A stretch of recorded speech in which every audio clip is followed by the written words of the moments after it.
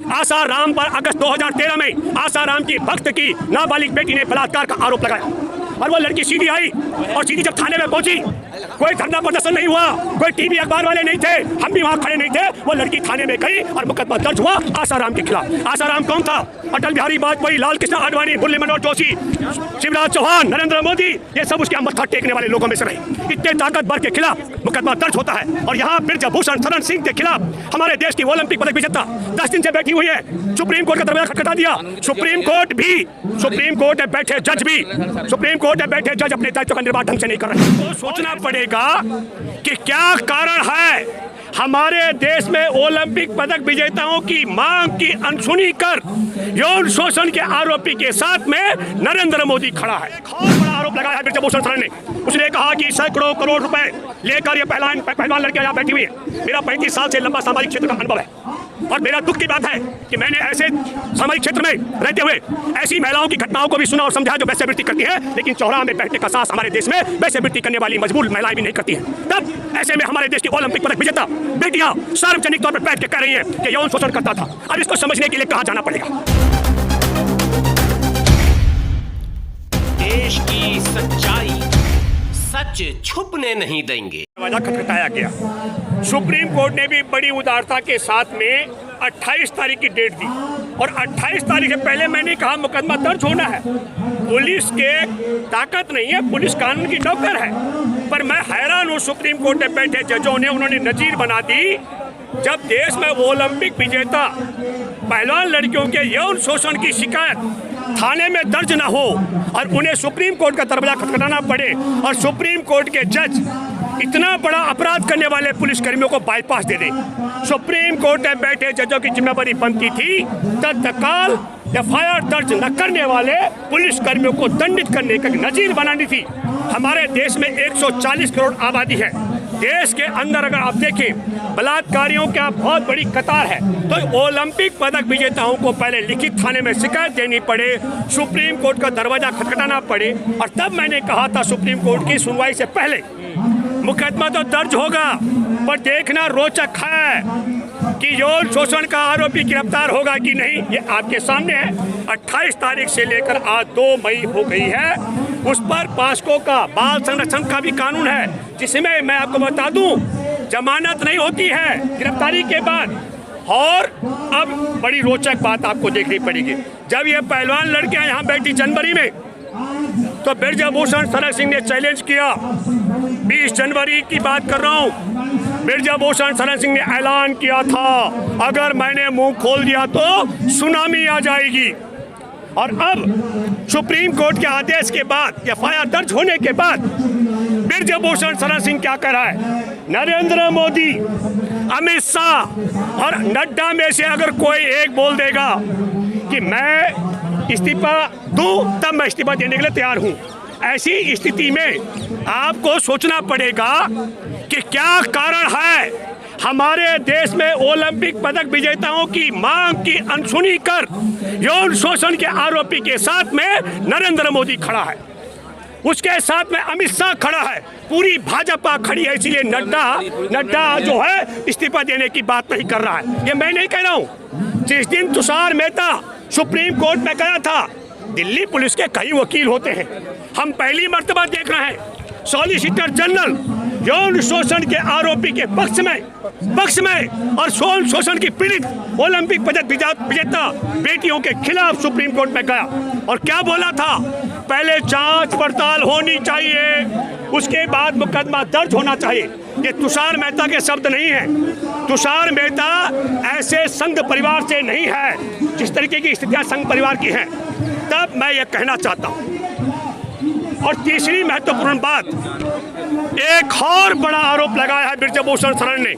उसने कहा कि सैकड़ों करोड़ रुपए लेकर ये पहलवान लड़कियां यहाँ बैठी हुई हैं। मेरा 35 साल से लंबा सामाजिक क्षेत्र का अनुभव है और मेरा दुख की बात है कि मैंने ऐसे सामाजिक क्षेत्र में रहते हुए ऐसी महिलाओं की घटनाओं को भी सुना और समझा जो वैश्यावृत्ति करती हैं, लेकिन चौराहा में बैठने का साहस हमारे देश में वैश्यावृत्ति करने वाली मजबूर महिलाएं भी नहीं करती हैं। तब ऐसे में हमारे देश की ओलंपिक पदक विजेता बेटियां सार्वजनिक तौर पर बैठ के कह रही हैं कि यौन शोषण करता था। अब इसको समझने के लिए कहाँ जाना पड़ेगा? मैं एक बात आपको तफ्ती से समझाता हूँ। हमारे देश में एक इनका संत है आसाराम। आसाराम पर अगस्त 2013 में आसाराम की भक्त की नाबालिग बेटी ने बलात्कार का आरोप लगाया और वो लड़की सीधी आई और सीधी जब थाने में पहुंची, कोई धरना प्रदर्शन नहीं हुआ, कोई टीवी अखबार वाले नहीं थे, हम भी वहाँ खड़े नहीं थे। वो लड़की थाने में गई और मुकदमा दर्ज हुआ आसाराम के खिलाफ। आसाराम कौन था? अटल बिहारी वाजपेयी, लाल कृष्ण आडवाणी, मुरली मनोहर जोशी, शिवराज चौहान, नरेंद्र मोदी, ये सब उसके यहाँ मत्था टेकने वाले लोगों में से रहे। इतने ताकतवर के खिलाफ मुकदमा दर्ज होता है। और यहाँ ब्रजभूषण शरण सिंह के खिलाफ हमारे देश की ओलंपिक पदक विजेता 10 दिन से बैठी हुई है। सुप्रीम कोर्ट का दरवाजा खटखटा दिया। सुप्रीम कोर्ट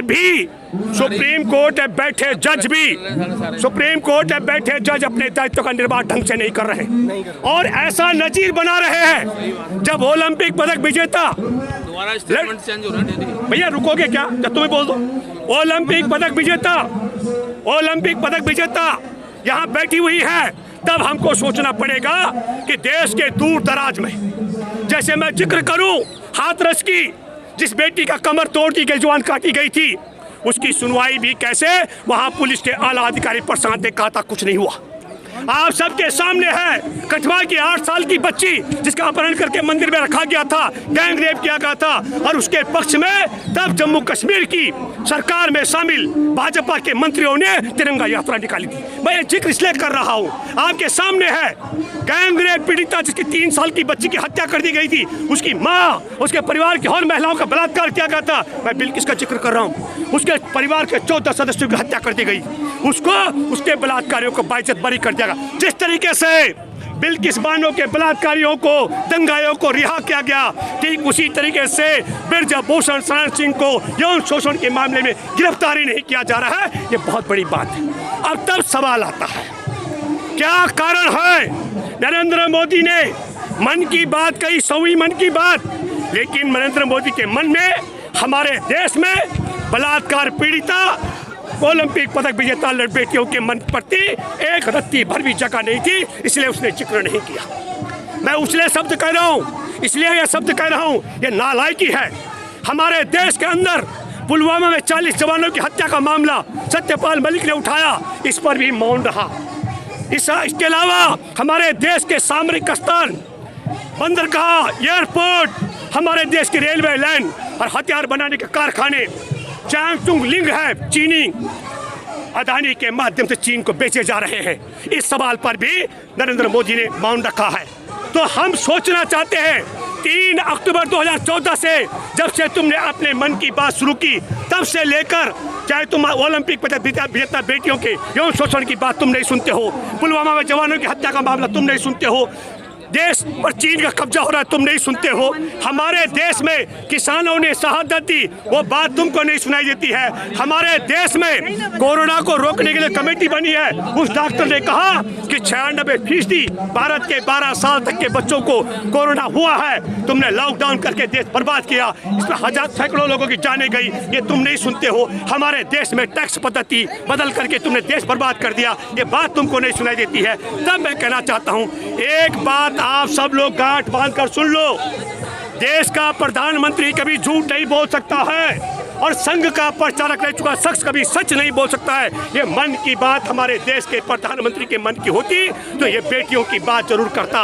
गलवान घाटी की बात जरूर करता, पुलवामा की बात जरूर करता, ये चीन के कब्जे की बात जरूर करता। ये संघ के प्रचारक रह चुके नरेंद्र मोदी के मन की बात है। प्रधानमंत्री झूठ नहीं बोल सकता है और संघ का प्रचारक कभी सच नहीं बोल सकता है, ये बात मैं दावे के साथ कह सकता हूँ। इसलिए मैं आपसे कहना चाहता हूँ, बड़ी महत्वपूर्ण बात जो आपको घर घर तक पहुंचानी चाहिए, लिख लीजिए, 10 तारीख को कर्नाटक के चुनाव से पहले नरेंद्र मोदी किसी भी कीमत पर यौन शोषण के आरोपी ब्रजभूषण शरण सिंह की गिरफ्तारी नहीं करवा रहा है। इसलिए मैं सुप्रीम कोर्ट से अपील करता हूं, मुख्य न्यायाधीश की बेंच सुन रही है इस मामले को, आपसे मैं अपील करता हूं, आप नरेंद्र मोदी के वोट बैंक को बचाने की भूमिका अदा करना बंद करते, तत्काल आदेश करें जिन पुलिसकर्मियों ने शिकायत को एफआईआर में तब्दील नहीं किया उन्हें जेल भिजवाएं, और फिर जब उनके खिलाफ पास्को के तहत भी मुकदमा दर्ज है इसको तत्काल गिरफ्तार करके जेल भिजवाएं। नरेंद्र मोदी के इन मंसूबों पर पानी फेरना पड़ेगा।